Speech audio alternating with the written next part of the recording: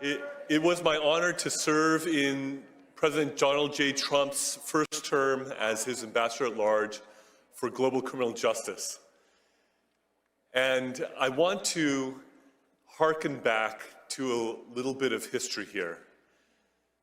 In 1950, the Joseph Stalin-installed government of North Korea invaded South Korea to seek to overrun it.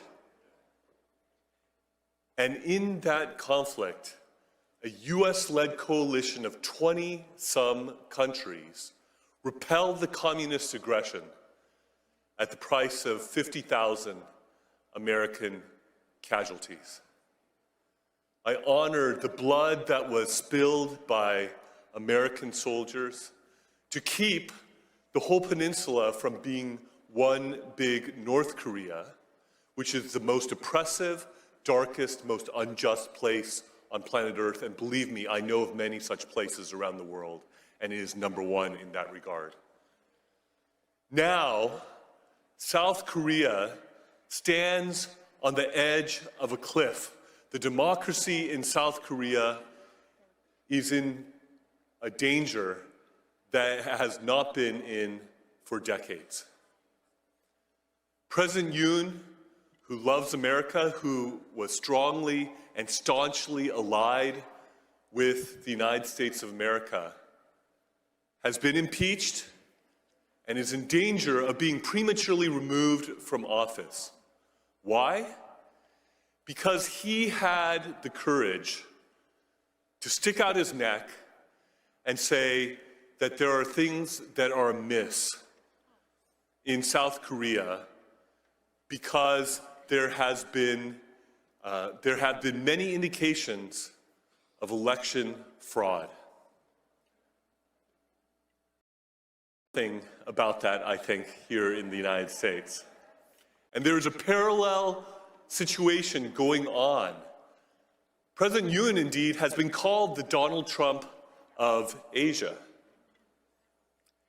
And he declared martial law in order to try to seize evidence in regards to the election cheating that he believes has run rampant and has given the Liberal Democratic Party in South Korea an overwhelming supermajority in South Korea that they have used in legislative tyranny to overrun the country, to give a haven to North Korean spies, to welcome the influence of the Chinese Communist Party. And they are rushing through a conviction process potentially before the Constitutional Court that if 6 justices on that court vote to remove him from office, he will be prematurely removed from office even though he was the duly elected president of Korea by the people of South Korea. They are rushing this through because his chief political rival who wants to supplant him as president, Lee Jae-myung, who has allegedly sent millions of dollars over to North Korea against US sanctions and against the UN Security Council sanctions, who has aligned himself with North Korea and with the Chinese Communist Party, is himself accused of various crimes that if he is convicted, he would be disqualified from being a candidate for president of South Korea. So there is a legal and political race going on to try to convict and remove President Yoon before Lee Jae-myung is disqualified for running for president of Korea in the emergency election that will ensue if Yoon is removed.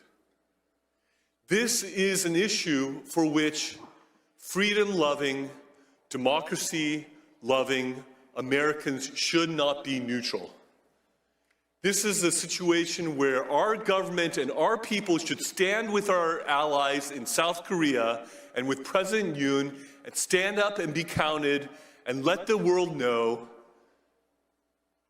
that the robbing of democracy and the destruction of democracy that we spilled blood to the tune of 50,000 casualties in the Korean War will not be in vain, but that the democracy in South Korea could flourish and the people's elected president, President Yoon, who loves America, who is closely aligned with America, would be able to be vindicated in the Constitutional Court and restored to his rightful office. Thank you.